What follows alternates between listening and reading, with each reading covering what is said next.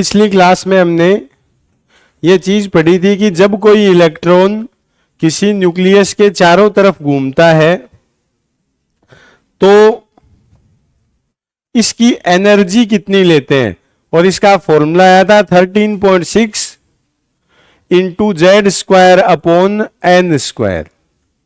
इस चीज को काम में लेकर हमने ये कहा था कि अगर n की जगह 1 रख दें तो यहां से n 1 रखते ही आएगा E1 is equals to -13.6 electron volt.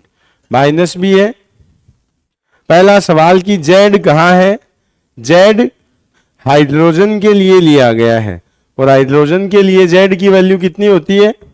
1 मिलती है। अगर n की जगह 2 लिया जाए तो E2 आएगा -13.6 n स्क्वायर। n की जगह अगर 2 रख देंगे तो 2 स्क्वायर यानी क्या आएगा? 4। 4 से डिवाइड करेंगे तो आएगा -3.4 इलेक्ट्रॉन वोल्ट। अगर n की जगह 3 लिख दें तो E3 आएगा -13.6 अपॉन 3 स्क्वायर, यानी 9 से डिवाइड करेंगे तो आएगा -1.5 इलेक्ट्रॉन वोल्ट। अगर n की जगह 4 लिख दें तो E4 आएगा -13.6 अपॉन 4 स्क्वायर यानी 16, यह आएगा 0.85 इलेक्ट्रॉन वोल्ट। अगर n बराबर 5 लिख दें तो E5 आएगा -13.6 5 स्क्वायर अपॉन 25, डिवाइड करोगे तो आएगा 0.54 इलेक्ट्रॉन वोल्ट। 6 भी लिख सकते हो, 7 लिख सकते हो, 8। सवाल है कि कितनी स्पेक्ट्रम सीरीज हो सकती है, तो इनफाइनाइट हो सकती है, जितनी मन में आए उतनी बना सकते हो। इससे आगे होता क्या है, देखो एनर्जी को अगर ग्राफ में दिखाया जाए तो सबसे नीचे है E1 जिसकी एनर्जी कितनी दे रखी है? -13.6। 2 नंबर पे E2 जो एनर्जी लेवल आया है 3.4 इलेक्ट्रॉन वोल्ट का।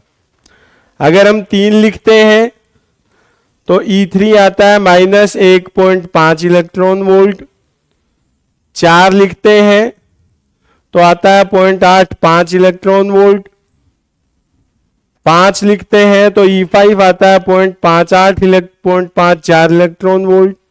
और अगर इसको E6 लिखना चाहें तो आएगा -3.38 इलेक्ट्रॉन।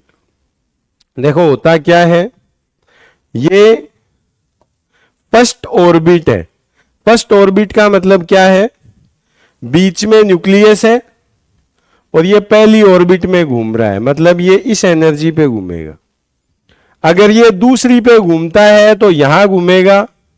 ये हो गया E1, E2, 3, 4, 5, जितना आपका जी चाहे आप गोले खींच सकते हो इसमें। अगर इलेक्ट्रॉन किसी भी ऑर्बिट से जंप करके फर्स्ट ऑर्बिट में आता है यहां, मतलब मान लो कोई इलेक्ट्रॉन घूम रहा है यहां और ये यहां से जंप करके किस में चला जाए? फर्स्ट ऑर्बिट में। चाहे इस लास्ट से आए, यहां से आए, यहां से आए, यहां से आए, यहां से आए, इलेक्ट्रॉन अगर किसी भी ऑर्बिट से जंप करके फर्स्ट में आता है तो इसको बोलते हैं लाइमन सीरीज। इसको हिंदी में भी लाइमन बोलते हैं और इंग्लिश में भी लाइमन बोलते हैं। मतलब लाइमन सीरीज के लिए किस ऑर्बिट में आना जरूरी है? फर्स्ट में। अगर कहीं से भी जंप करके सेकंड ऑर्बिट में आए तो इसको बामर सीरीज बोलते हैं। अगर कहीं से भी जंप करके तीसरी सीरीज में आए तो इसको पासचन बोलते हैं। चौथी में आए तो इसको ब्रैकेट सीरीज बोलते हैं और 5वीं आए तो कई जने इसको पी फुंड बोलते हैं, कई सिर्फ फुंड से भी काम चला लेते हैं कि पी साइलेंट, कोई फर्क नहीं पड़ेगा इससे। Lyman, बामर, पासचन, bracket, फुंड। पहला सवाल इस पे आता है, लाइमन किस में आता है? पहले में जंप करने पे। बामर किस में आता है? सेकंड में आता है। पासचन किस में जंप करने पे आता है? तीसरी पे आता है। ब्रैकेट किस में आता है? चौथी में आता है। और फुंड किस में आता है? 5वीं में जंप करने पे आता है। पहला सवाल ये आता है सबसे ज्यादा एनर्जी किस में रिलीज होगी? सबसे ज्यादा लंबी लाइनें किस पे खींची हुई है? लाइमन पे। तो सबसे ज्यादा एनर्जी या ऊर्जा किस सीरीज की होती है? लाइमन की। 2 पे किसकी रहेगी? बामर। 3 पे किसकी रहेगी? पासचंद, फिर ब्रैकेट, और सबसे कम एनर्जी किसको मिलेगी? फुंड सीरीज को। सवाल आता है लाइमन किस जोन में है, किस क्षेत्र में है? बामर किस में है? पासचंद किस में है? ब्रैकेट किस में है? फुंड किस में है? तो इसको किस तरह से डिस्ट्रीब्यूट किया गया? एक एनर्जी सीक्वेंस है जिसको बोलते हैं कौन गाएगा X, you will be in front of mic, और लास्ट में लिखा जाता है रेडियो। देखो कौन का मतलब लिखा जाता है कॉस्मिक रेज, ये वैसे 12th के सिलेबस में नहीं है। गाएगा का मतलब होता है गामा रेज, एक्स का मतलब है एक्स रे, यूवी का मतलब है अल्ट्रावायलेट या पराबैंगनी, पराबैंगनी, वी का मतलब है विजिबल या दृश्य, इंफ्रारेड है इनफ्रंट, या जिसको हिंदी में बोलते हैं अवरक्त, माइक का मतलब है माइक्रो, और इसका मतलब है रेडियो। पेपर में कई बार तो सवाल आता है इनमें से कोई 2 या 3 लिखे होते हैं कि इनको जचाओ किसकी ज्यादा है किसकी कम है। तो सबसे ज्यादा एनर्जी शुरू होती है यहां से, इसकी एनर्जी मैक्सिमम है कौन सी रेज की? कॉस्मिक की। और जैसे जैसे आगे जाएंगे तो एनर्जी यहां आते आते क्या हो जाएगी? या एनर्जी का एक फॉर्मूला होता है hc/λ, जिस चीज की एनर्जी हाई होगी उसका लैम्डा कम होगा। सवाल है सबसे कम लैम्डा किसका है? तो इसका है। और जैसे जैसे इधर आएंगे तो lambda will increase, maximum lambda किसका है? रेडियो का है। हमने ये कहा कि 5 सीरीज थी, कौन कौन सी थी? 1 सेकेंड बेटा, 1 मिनट दो। अगर पहले में आए तो लाइमन, दूसरे में आए तो बामर, तीसरे में आए तो पासचंद, चौथे में आए तो ब्रैकेट, और इसके ऊपर थी फुंड सीरीज। ये रीजन जो इनका स्टार्ट होता है ये होता है यहां से, अल्ट्रावायलेट से। अगर पूछा जाए लाइमन किस सीरीज में है तो उत्तर दिया जाएगा यूवी में, अल्ट्रावायलेट या पराबैंगनी में। बामर किस में है? विजिबल में। और इन अगले तीनों में बहुत कम एनर्जी है, ये तीनों ही किस में होती है? इंफ्रारेड। सबसे ज्यादा एनर्जी लाइमन स्पेक्ट्रम में निकलती है। लाइमन स्पेक्ट्रम को पराबैंगनी क्षेत्र में या अल्ट्रावायलेट रीजन में रखा गया है। क्यों रखा गया है? दिख रहा है यहां से एनर्जी ज्यादा है, अगले में एनर्जी कम हो गई है। एनर्जी जब भी कम हो तो इस साइड में आते जाएंगे। तो बामर किस में आया? विजिबल में। और सबसे कम एनर्जी किन में है? इन तीनों में। इन तीनों को किस में रखा गया? इंफ्रारेड। अब मन में सवाल उठ सकता है कि साहब कम एनर्जी तो इसकी भी है, आप यहां क्यों नहीं लिख लेते रेडियो? सवाल क्या है कि लाइमन अल्ट्रावायलेट में है, कैसे पता लगा? बूझा आई, किसी ने हिंट दे दिया, नकल मार ली। बामर को आपने विजिबल में क्यों लिया? कम करनी थी तो इससे कम तो ये भी है, इसमें ले लेते। इस सवाल का जवाब देने के लिए एक रिडबर्ग नाम का साइंटिस्ट आया। उसने ये बताया कि जब यहां से इलेक्ट्रॉन नीचे जाता है तो हम इसका लैम्डा निकाल सकते हैं। क्या निकाल सकते हैं? लैम्डा। और उसके लिए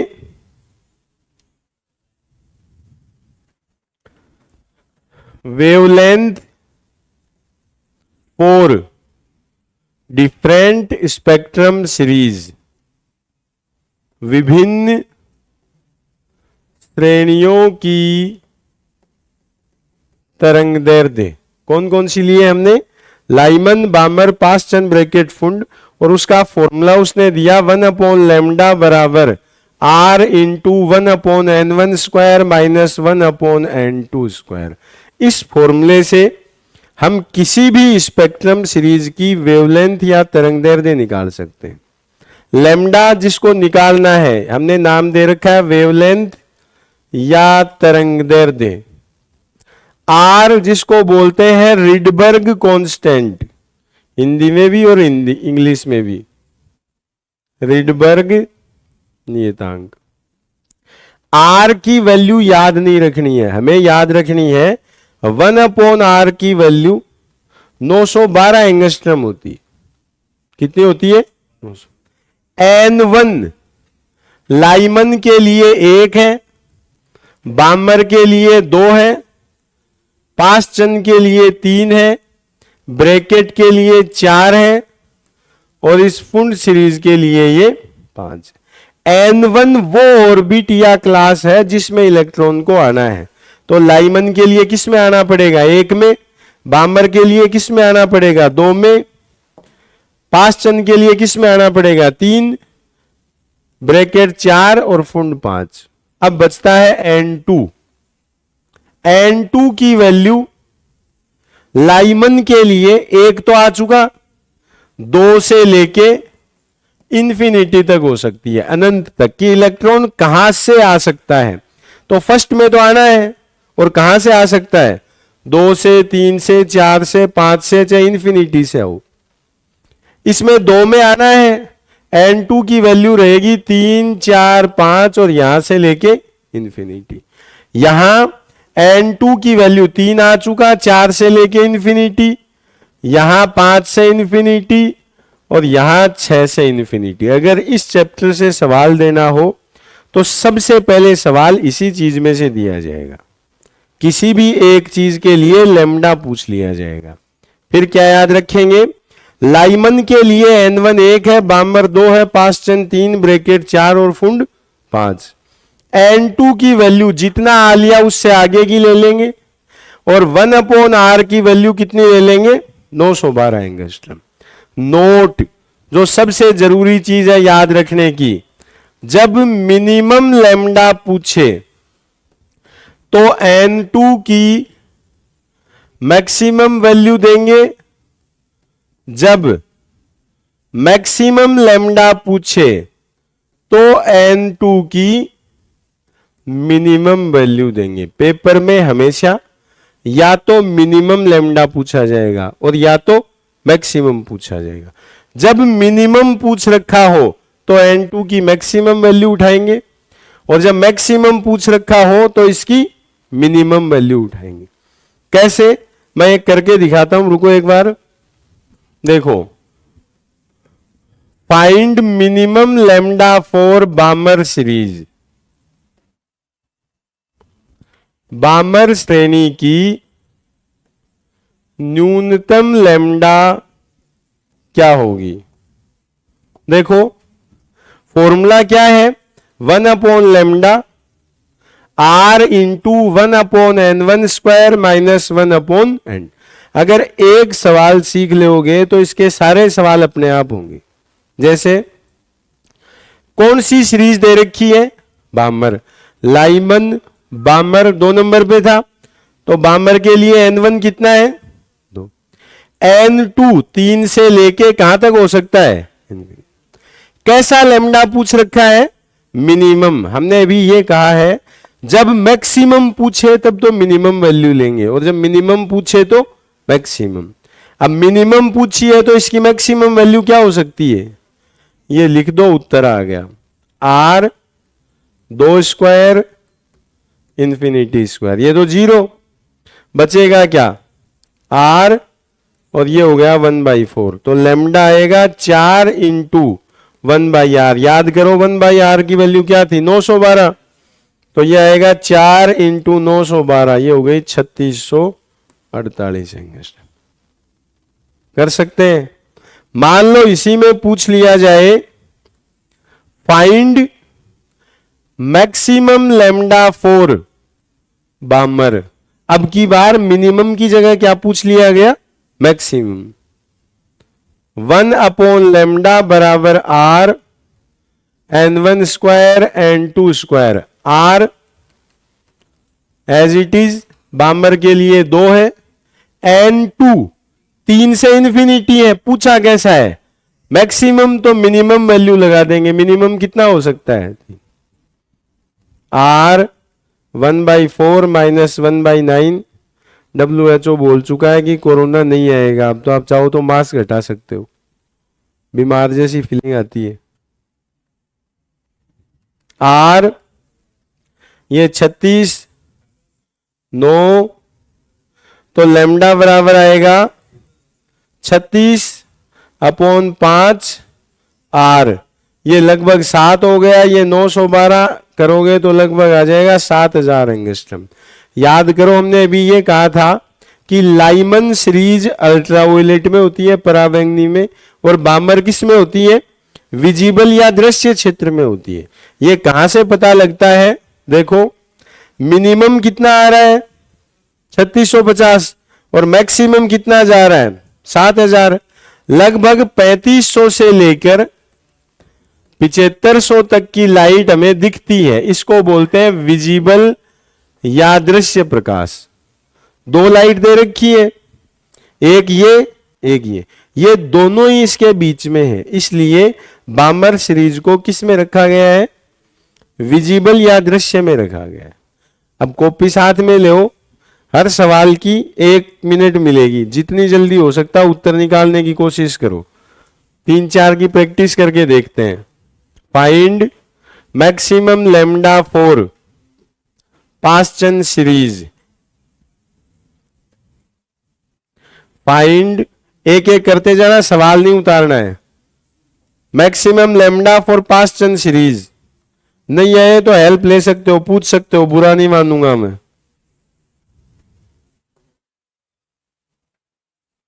find minimum lambda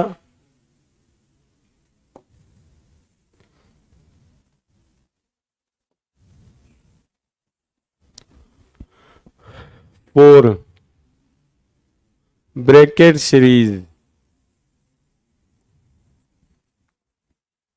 find maximum lambda for Kund series. Lyman की कर लेते, ज्यादा लंबी नहीं जाएगी। करना क्या है, 1/λ इज इक्वल्स टू r। पासचन है लाइमन, बामर पासचन, पासचन के लिए 3, मैक्सिमम पूछा है तो ये 4, r लिख देंगे। ये 9, ये 16, 144, 16 माइनस 9, या उत्तर आ जाएगा 144/7 r। आया ऐसा? सबका आ गया ना? आया नहीं हो, लेकिन हाँ सारे इतने कॉन्फिडेंस से कर रहे हैं, यूं लगता है सारे यहीं से निकलेंगे अगली बार।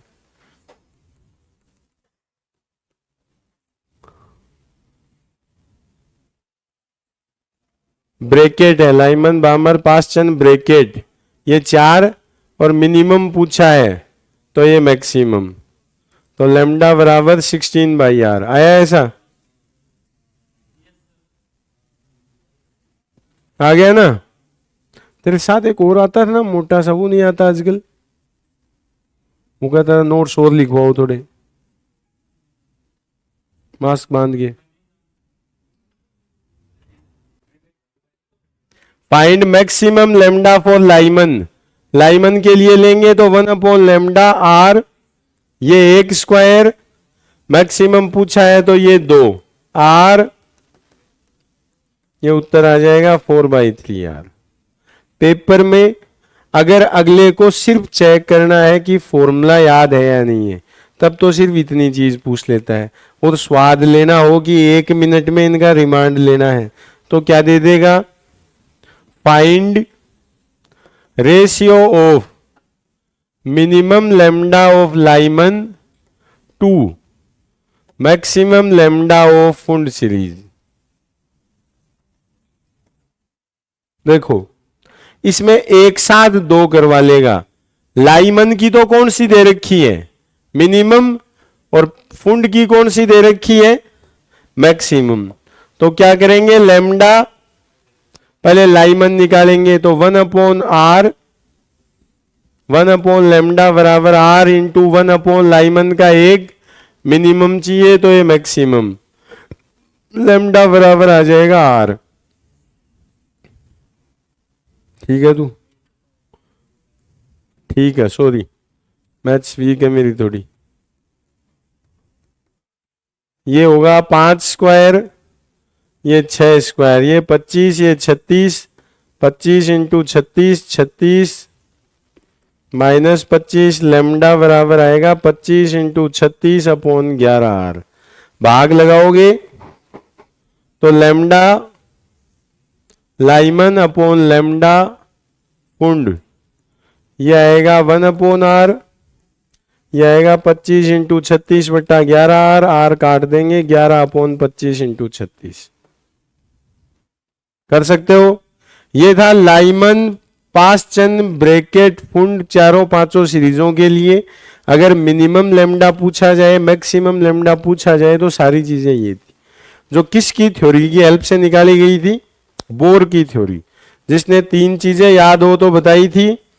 पहला, इलेक्ट्रॉन वहीं घूमता है जहां mv स्क्वायर अपॉन आर बराबर हो kZe square upon r square के। दूसरा, जब ये घूमता है तो mvr बराबर रहेगा nh अपॉन 2 पाई के। तीसरा, अगर ऊपर आएगा तो एनर्जी एब्जॉर्ब करेगा और नीचे आएगा तो एनर्जी इमिट या उत्सर्जित करेगा। ये सारी कहानी बोर ने बताई। जब ये खुश हो रहा था, जश्न मना रहा था, 2 रसगुल्ले के पीपे आए, समोसे आ गए कि बोर की थ्योरी पास हो गई, पास हो गई, तो पब्लिक ने इसको भी पकड़ लिया, आ जाता वो बैठ यहाँ पे बैठाया गया। फिर उससे कुछ सवाल किए गए।